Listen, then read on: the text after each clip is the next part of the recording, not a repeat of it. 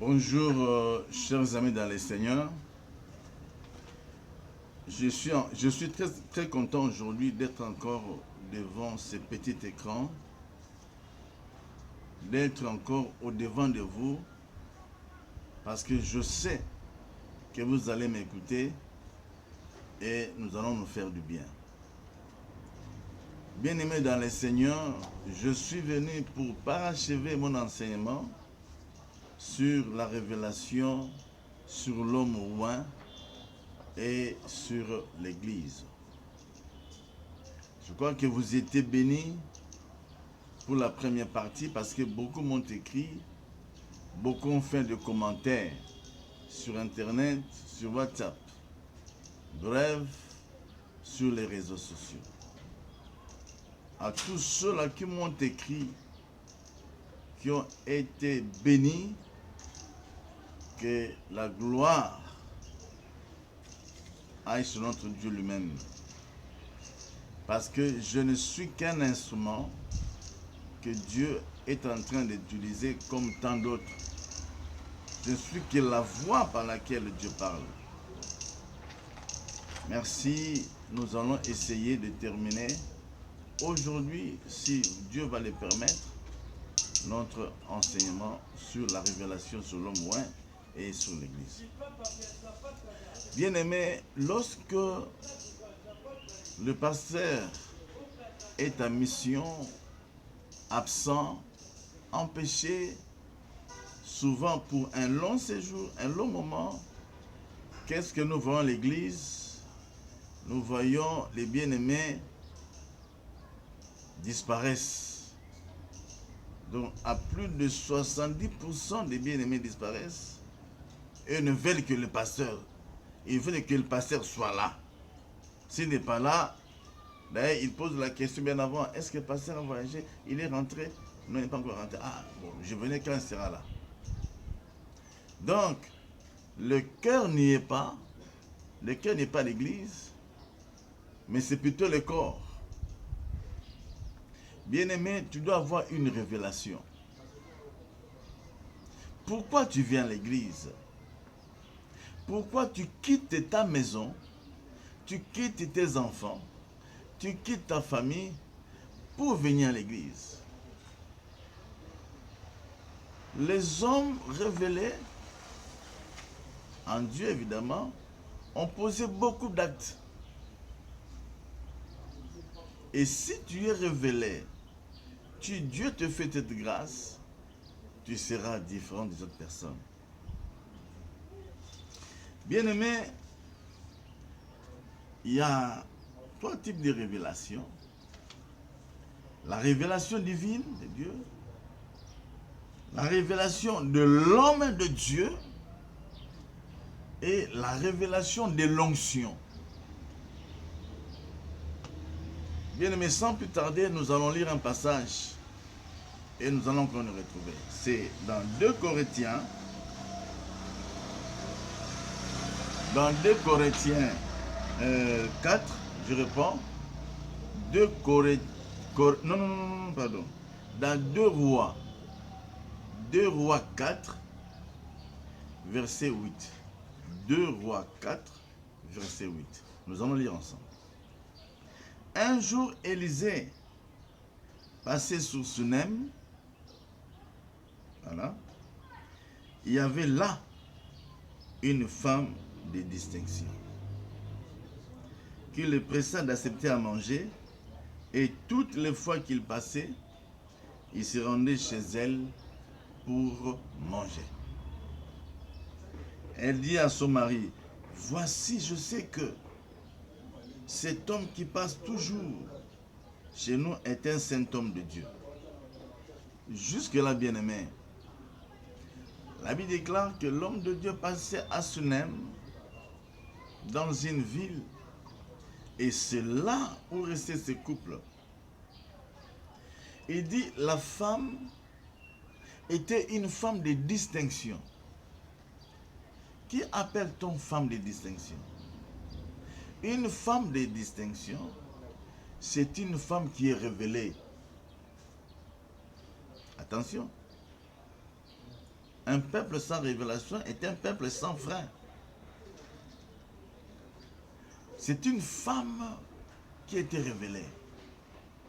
La Bible déclare, chaque fois que l'homme de Dieu passait, il pressa cet homme à manger dans sa maison.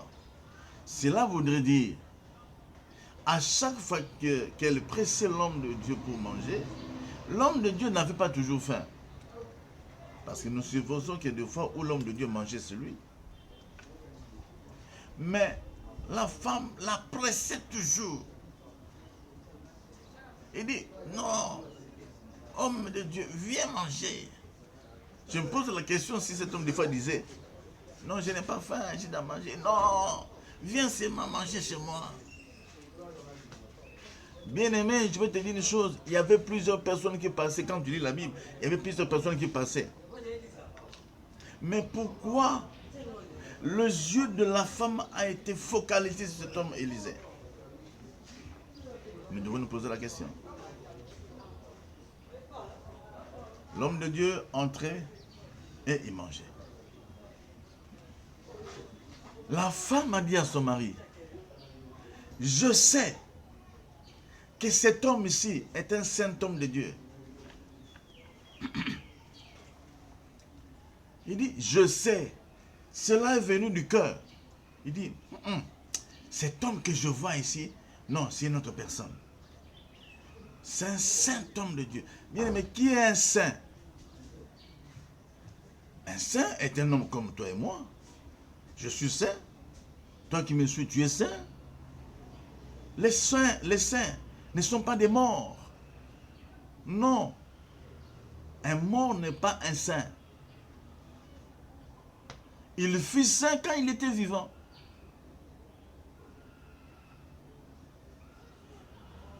Le saint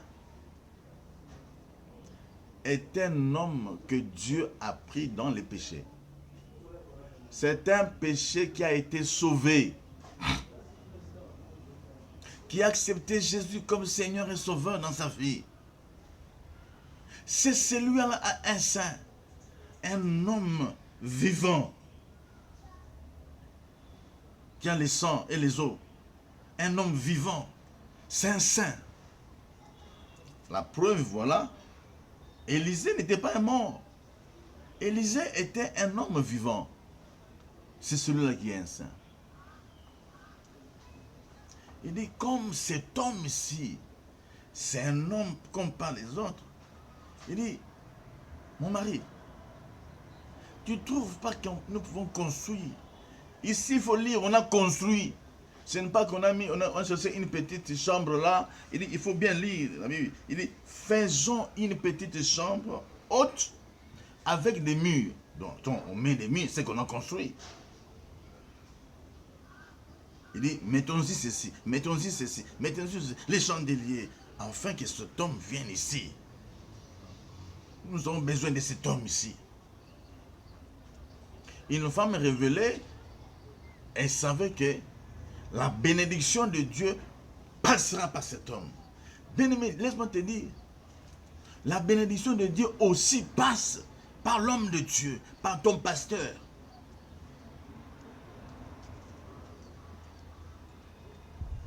Dieu fait comme ça. Pour montrer aux gens que celui-là est un saint homme de Dieu. Celui-là, c'est un homme que j'ai mis au devant d'un peuple. Donc je dois passer par lui. Maintenant, regarde.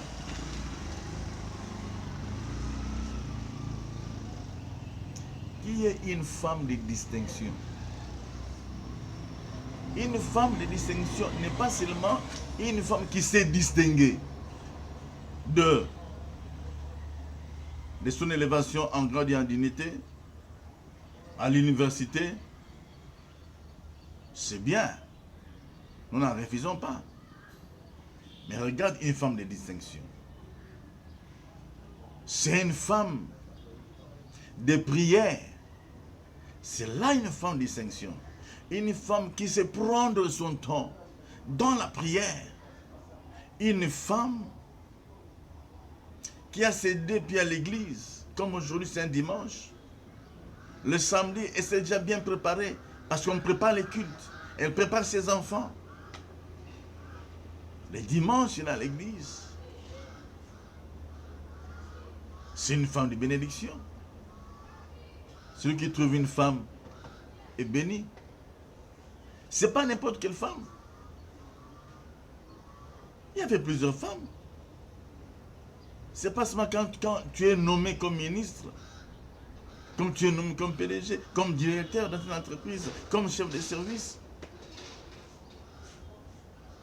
Une femme de distinction, c'est une femme qui connaît Jésus-Christ.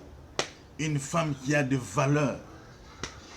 Une femme qui ne vend pas son bas ventre. Non. Pour l'argent, pour des intérêts sordides. Non. Une femme de distinction, une femme qui sait que dans sa vie, c'est Jésus-Christ. Une femme qui suit Jésus pour atteindre le statut parfait de Jésus, comme dit dans les Écritures. Une femme servante. C'est celle-là qui est une femme de distinction. Maintenant, regarde. Il dit, et l'hiver étant revenu à Sunem, se retira dans la chambre haute et il coucha et dit à Géasi, son serviteur, appelle cette Sunamite. Pourquoi est-ce que l'homme de Dieu a dit à son serviteur d'appeler la femme? C'est parce qu'elle avait mangé. Parce qu'elle avait mangé. Il dit, mais qu'est-ce que je veux faire pour cette femme ici? Moi, homme de Dieu. Bien-aimé, pourquoi cela ne s'est pas senti? Parce qu'il y a des moments où l'homme de Dieu entre en prière. Pendant ces moments d'intimité avec Dieu, peut-être que toi, tu n'as pas. Dieu l'a établi ministre. Il y a des moments où il parle avec Dieu. C'est ce qu'a fait cet homme. Il dit, mais appelle un peu. Et Élisée qui a dit, lui, voici, tu nous as montré tout cet empressement. La raison, l'empressement, venez manger, venez boire. L'empressement. Que peut-on faire pour toi? L'homme de Dieu dit, maintenant, j'ai mangé la nourriture de cet homme, maintenant, qu'est-ce que je veux faire? C'est ce que ça veut dire. Qu'est-ce que je veux faire maintenant? J'ai mangé. Il va dire à Dieu maintenant, j'ai mangé la nourriture de cette femme ici. Dieu, mon Père, qu'est-ce que je veux faire maintenant? Faut-il parler pour toi au roi et au chef de l'armée? Elle répondit, j'habite au milieu de mon peuple. Ça veut dire quoi? Je suis déjà ici. Ça, c'est une femme révélée. Elle voyait de loin. Il dit, ça, ce sont des petites choses ici. Ce sont des petites choses. Je suis déjà ici. Ah, j'aime bien cette révélation. Je veux des choses autres. Maintenant, regarde. Et il dit, que faire pour elle? Là, il parlait à Géasi. Géasi répondit, mais elle n'a pas de fils. Et son mari est vieux. Deux choses. Ça dit, déjà, on perd l'espoir. Elle n'a pas de fils, pas d'enfant. La deuxième chose, son mari était déjà vieux. C'est-à-dire, pour pouvoir avoir des enfants, là, ça complique. Quand la Bible dit vieux, c'était vieux.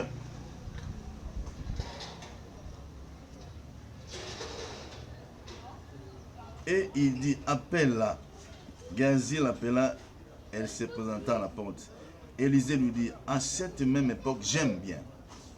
L'année prochaine, tu embrasseras un fils, tu embrasseras un bébé. Et elle dit, non, mon Seigneur, homme de Dieu, ne trompe pas ta servante. Là, ça devient, là, c'est une autre dimension. L'homme de Dieu lâche la parole. Il lâche la parole. L'homme de Dieu dit, à la même époque, il précise, l'an prochain, tu vas allaiter, tu auras un enfant. Je parle à ceux qui sont en train de m'écouter maintenant là.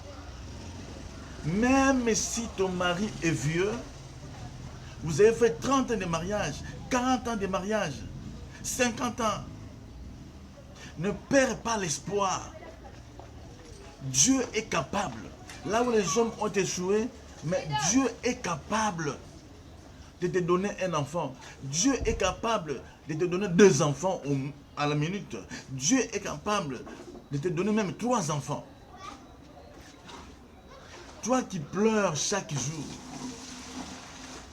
qui subit des mortifications de ta belle famille, de tes frères, de tes soeurs, tu n'as pas d'enfants. Ne crains rien. Il y a quelqu'un qui donne les enfants. Cet homme-là, c'est Jésus-Christ de Nazareth. Je sais que tu vas pleurer. Mais ces pleurs-là, ces jours-là, seront transformés. À la même époque, l'année prochaine, tu auras un enfant. Tu auras un enfant. Dieu est capable. Il a donné des enfants aux femmes qui avaient 52 ans. Je connais, il a donné des enfants aux personnes plus âgées que 52 ans. Et toi, peut-être à peine 3 ans de mariage, à peine 2 ans de mariage, tu pleures. À peine 5 ans, à peine 10 ans, tu pleures. Reste fidèle à Dieu. Ne pars pas à gauche ni à droite. Tu es une femme de distinction. Une femme qui a la révélation. Ici, même aujourd'hui, je n'ai pas un enfant, demain, j'aurai un enfant. C'est ça une femme de distinction. Ne sais-tu pas qu'il y a des femmes qui ont été élevées en garde et en dîner, qui n'ont pas d'enfants? Qui ont voyagé partout, en Suisse, en Afrique du Sud, en Inde, comme c'est le cas aujourd'hui, pas d'enfants. Rentre bien, toi qui es en train de m'écouter, cette femme-là. Il n'y a que Dieu seul qui a la solution. Même si ta maladie, là, ta maladie, qui est devenue la tienne, ma maladie, moi je souffre de reins, moi je souffre de la gastrite, des maux de dos, du cœur. Ma maladie, je n'ai jamais trouvé la solution. Mais la solution est en Jésus. La solution est en Jésus-Christ. Si cette personne a guéri la femme qui a souffert pendant 12 ans de perte de sang, la femme a connu l'humiliation à cause de perte de sang, sous la loi et sous la grâce, qui a perdu tout ce qu'elle avait pour voir les médecins.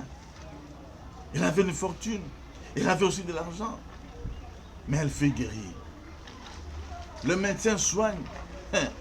Mais les derniers mots, c'est lui-même. Lui-même Dieu. C'est lui seul. Puisque certains médecins vous disent, je appliquais la médecine. Je suis professeur en médecine. J'ai appliqué. Qui est le responsable de la famille ici? C'est moi. Venez. En tout cas, je ne peux plus rien faire. J'ai tout fait. Je pense aller prier. Aller chercher Dieu. Il vous conseille, il est aller chercher Dieu. Il n'y a que Dieu qui peut faire des miracles. Aller en famille. Là, tout le monde est découragé. Mais je te dis, ne te décourage pas. Notre Dieu est vivant. Le Dieu qui a donné l'enfant à cette femme, la Soulamite, à cette femme,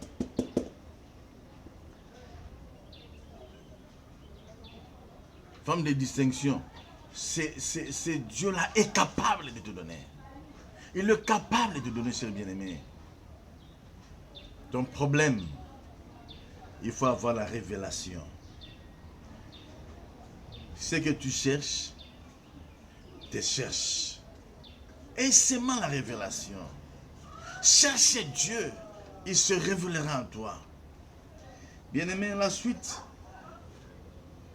Finalement, elle a eu l'enfant. Cet enfant est tombé malade plus tard. La première des choses, quand l'enfant est tombé malade, il a pris l'enfant, il a amené l'enfant dans la chambre haute. Dans la chambre haute où priait l'homme de Dieu, Élisée.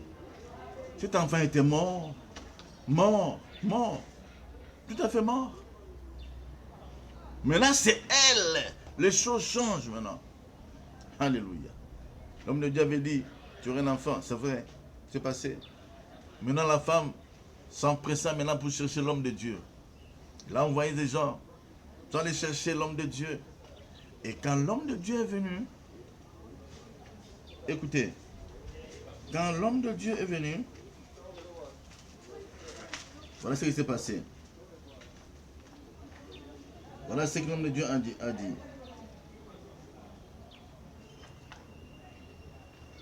Lorsque Élisée arriva dans la maison, voici l'enfant était mort. L'enfant était déjà mort, bien aimé, couché sur son lit. Élisée entra et ferma la porte sur eux deux. Ils étaient deux. Et il pria l'Éternel. Il monta et se coucha sur l'enfant. Il mit sa bouche sous sa bouche, ses yeux sous ses yeux, ses mains sous ses mains, et il s'étendit sur lui. Et la chair de l'enfant se réchauffa. Alléluia. Élisée s'éloigna, alla ça et là par la maison, puis remonta et s'étendit sur l'enfant, et l'enfant éternua cette fois, et il ouvrit les yeux. Et là, Élisée appela Géasi et dit, appelle cette tsunamite. Géasi l'appela, et elle vint vers Élisée qui dit, prends ton fils. Et là, se jeta à ses pieds et se prosterna contre terre. Elle prit son fils et sortit. Mais aujourd'hui, si les hommes de Dieu font ça, ils se pointent sur l'homme qui est mort, sur la personne morte, ou bien sur l'enfant mort. Qu'est-ce qu'on va dire? Il a touché des fétiches, il a touché des fétiches, il a des fétiches, il y a des fétiches. Mais parce que l'homme de Dieu aussi était révélé. L'homme de Dieu pouvait dire, lève-toi et prends ton lit et marche, il pouvait le dire. Mais voilà ce que l'homme de Dieu a fait. C'est pour te dire, sois révélé. Et la révélation de Dieu. La révélation de Dieu vient quand tu cherches Dieu. Quand tu cherches Dieu, Dieu te révèle à toi. Cette femme a dit, oui, absolument, assurément, cet homme ici est un saint homme de Dieu. Il dit, mon mari, mais je t'avais dit, cet homme ici, c'est un homme différent des autres. Bien-aimés dans le Seigneur, je crois que nous allons nous arrêter. Il faut être révélé, non? C'est notre deuxième partie. Et je crois que la dernière partie viendra. Mais ce que je te dis, ne crains rien. Ne crains rien. Nous avons un Dieu qui est vivant. Nous avons un Dieu qui guérit. Qui a guéri des paralytiques dans la Bible que vous avez vu tous. Cet homme-là est capable de te donner tout ce que tu veux. Cet homme-là, Jésus, est capable de te donner l'emploi malgré tes multiples diplômes. Cet homme-là est capable de te donner le mariage malgré que tu as 50 ans, 55 ans. Il est capable de te donner et de te donner également les enfants. Bien, mon Seigneur, on me fait signe que j'ai encore quelques minutes. La régie me fait signe qu'il y a encore quelques minutes. Nous allons continuer. Nous allons m'en lire dans un roi. Un roi.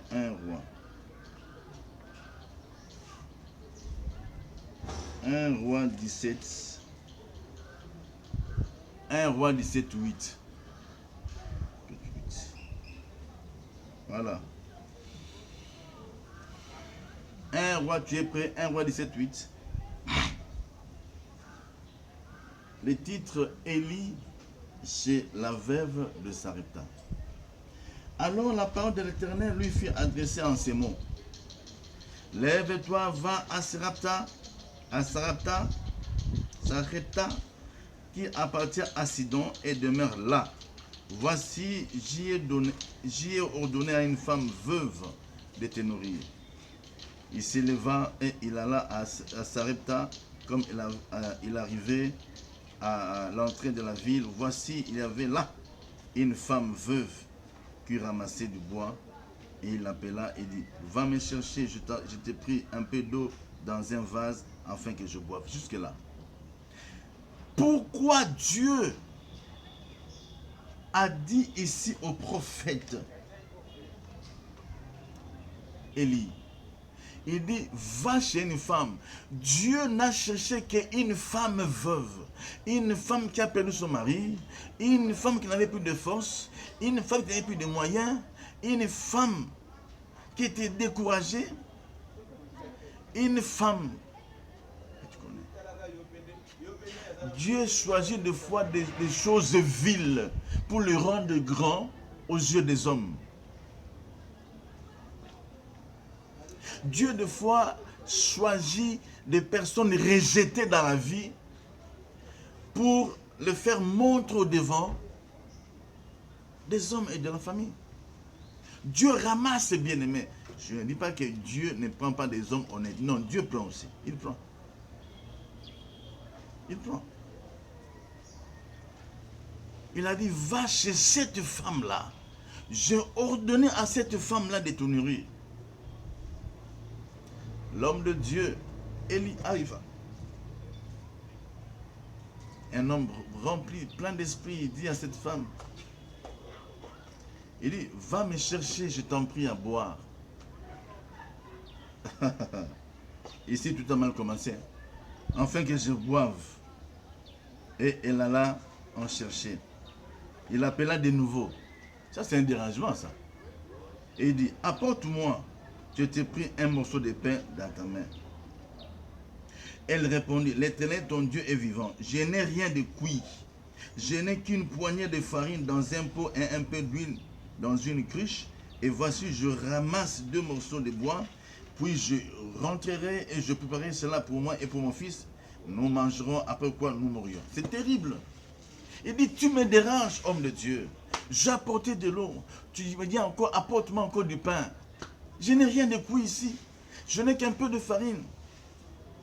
Un peu d'huile. Je vais ramasser des bois. Quel est le terme? Je vais aller ramasser des bois et préparer. Après quoi nous allons manger. Mon fils et moi, nous allons mourir. Parce que nous n'avons plus rien. Nous n'avons plus d'espoir. Ne perds pas l'espoir, bien-aimé, toi qui viens me suivre. Que tu sois en Europe, que tu sois en Amérique, Océanie, Afrique, en RDC, partout, bien-aimé. À Bandundu, à l'Équateur, au Bakom, partout. Ne perds pas l'espoir. Il faut vivre la fin en Jésus. Parce que Dieu, de foi, il s'élève le dernier. C'est notre Rédempteur pour montrer, pour faire éclater sa gloire. Il dit, ici la femme a tout perdu. Il dit, mais je suis veuve, je n'ai rien. Je vais manger et mourir. C'est fini. Or, cette femme devait être révélée. Si la femme était révélée, ça allait passer. Maintenant, regarde. Élie lui dit, ne crains point. Rentre, fais comme tu as dit. Seulement, prépare-moi d'abord avec cela un petit gâteau et tu me l'apporteras. Tu en feras ensuite pour toi et pour ton fils. Il dit, j'accepte tout ce que tu dis. Là, c'est la foi de l'homme de Dieu. Il a mis la foi en jeu. Il a mis sa ceinture en jeu. La foi de l'homme de Dieu. Il dit, j'accepte ce que tu dis. Mais, d'abord, il faut que moi je mange. Si je mange, après quoi, le peu qui va rester, peut-être divisé en 2, tu vas manger toi et ton fils là, et puis vous allez mourir après. Donnez-moi d'abord. Alléluia, bien-aimé. Mais la femme pouvait être catégorique. Hein? Elle peut dire, non, je ne fais rien. Voilà les femmes dont nous voulons aujourd'hui, dans l'église. Bien-aimé, qu'est-ce que tu fais dans ton église? Qu'est-ce que tu fais dans ton église? Ce n'est pas un secret. Pour l'homme de Dieu, ce n'est pas un secret. Ce n'est pas un secret. Et d'ailleurs, combien vous nous donnez? Combien? Mais nous voulons appliquer la parole de Dieu. Ne viens pas comme quelqu'un qui contemple, qui vient contempler l'église sans révélation.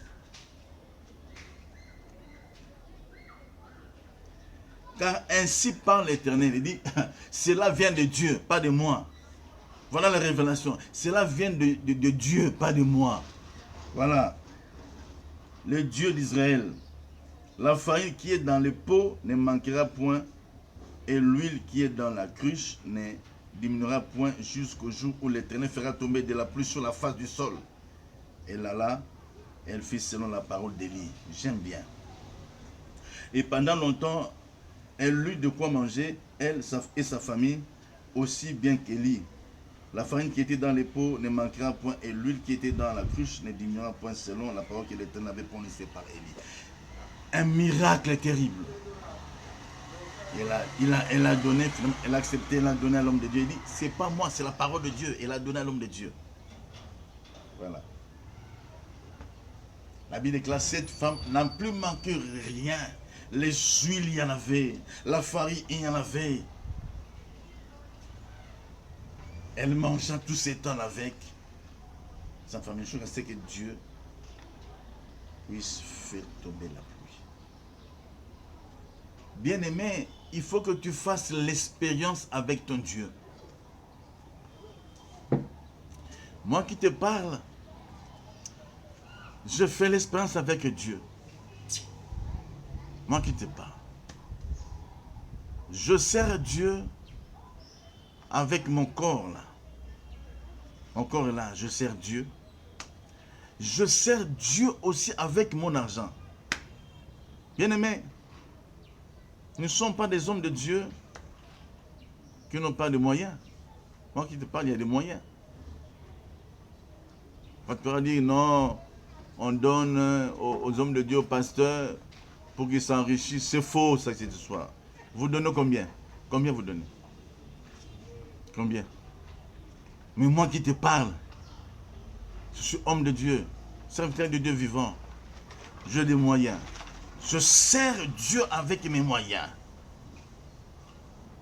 Non seulement dans mon église, là où je suis le Père, mais je sers Dieu avec mon argent dans d'autres églises. J'investis dans d'autres églises. Voilà. Nous sommes plus que nombreux, bien-aimés. Sers Dieu aussi avec ce que Dieu t'a donné. Il y aura un moment, tu seras en difficulté. Il y aura un moment, tu vas pleurer quand tu seras bloqué.